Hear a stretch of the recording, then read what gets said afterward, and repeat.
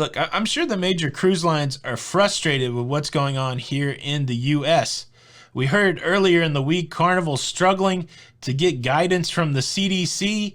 Is there going to come a point where the cruise lines just say, look, we're going to take our ships and go somewhere else? Some have suggested that's what they should do.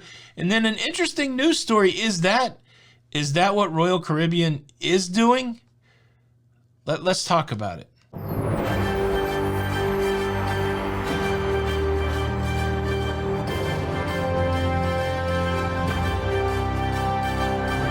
Hey, what's up, everybody? Welcome back to the Cruise News Show.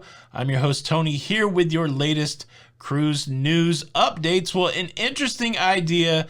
Cruise companies just taking their ships and going somewhere else. Very simply, these CDC rules, the framework for conditional sailing, it only applies to cruise ships that are sailing from U.S. ports. This doesn't apply to Asia. This doesn't apply to Europe. And it certainly doesn't apply to the Caribbean. And if you've cruised at all, you know that there are a lot of cruise ports in the Caribbean. So why not just say, no, thank you, CDC. We're gonna cruise from another cruise port. How about that? Now, is that viable? Is that reasonable? Well, maybe. We see Royal Caribbean just this week come out with an announcement that they will be putting a cruise ship in Barbados, Bridgetown, Barbados. This is an island in the Southern Caribbean, and Royal Caribbean will start servicing cruise passengers out of Bridgetown in December of 2021. No CDC rules down there whatsoever. Now, is this a play by Royal Caribbean to circumvent the CDC? Is this the first salvo to be fired in a upcoming battle? It does open the can of worms. It does make for an interesting question.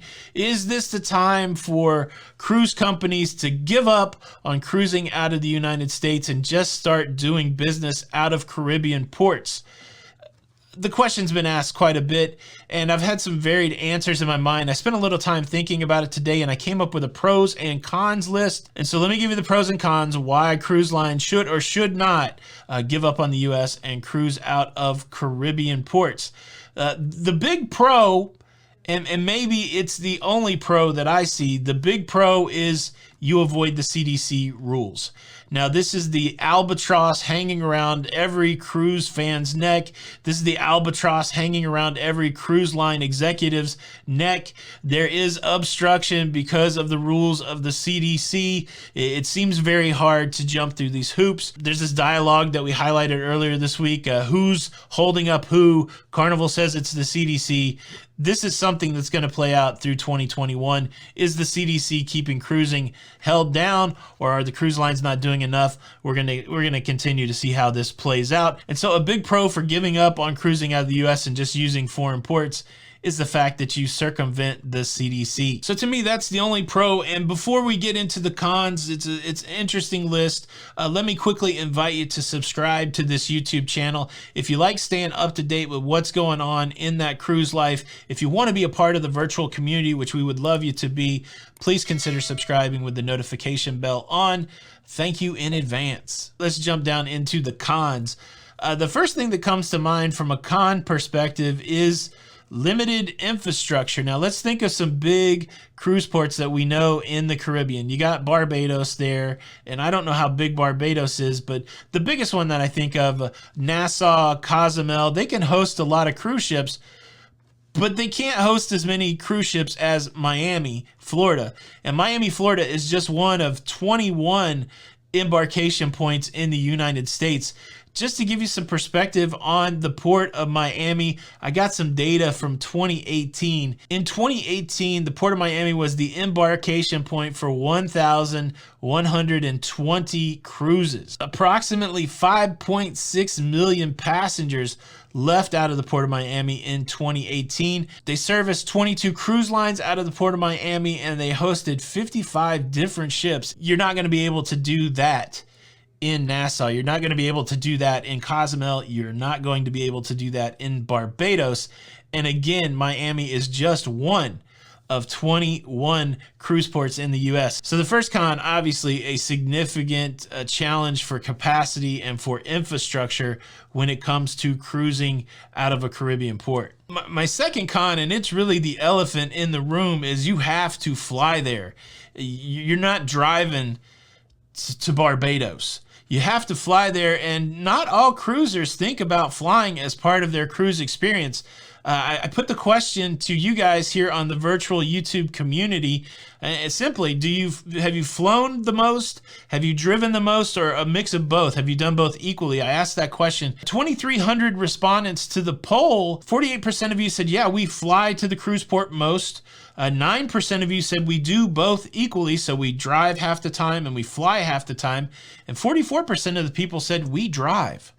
And so now you're talking about a situation where a large amount of cruisers who are used to driving to their cruise, now they have to come up with a decision whether or not to fly. And that becomes a different or extra expense that not every cruiser is anticipating. And then in the context of talking about flights, is it more or less to fly to a port in the US or to fly to a port in the Caribbean? So I just did a quick search, grabbed something close to the middle of the country, Nashville to Miami, a couple months from now, March the 14th. What was the cheapest flight? Nashville to Miami. You can fly there on JetBlue, $75. $75. You could get to Miami if there were cruises out of there. And just for comparison, I did Nashville to Nassau on the same date, March the 14th, same airline, JetBlue, not $75, $312. 2.5 times more than just flying to Miami. It's a big deal. It's a big con that to get down to one of these foreign cruise ports, you got to get on an aeroplane. And the third con in what could be a plan to get around the CDC rules is passports. Cruising is an interesting form of travel that does include foreign ports, but doesn't always require a passport. If it is closed loop travel, if it leaves Miami, if it goes to Nassau, if it goes back to Miami, if it starts and ends in the same place, you can cruise with your state ID and your birth certificate. You do not need a passport, and many people cruise that way. But in a scenario where you are flying internationally, flying from the United States to a foreign port, a passport is required. So this plan is a little bit challenged. You take the people who drive to the cruise out, you take the people who don't use a passport out, and you've cut a big swath out of people that like to go cruising just so that you can get around these CDC rules. And then on top of that, there's no way you would be able to do as many cruises or service as many people as you do from the United States. So what the heck is Royal Caribbean doing? Is this not a play to circumvent the CDC? I don't think so. I really don't think so. By going to Barbados, that's in the Southern Caribbean. That's pretty far away from the United States, and it opens up new itineraries for people to explore. They're going to have 2 7-night itineraries there, and both of them sound really great. You're going to be able to visit islands Trinidad and Tobago, Dominica, St. Vincent, and you're going to be able to go to Grenada.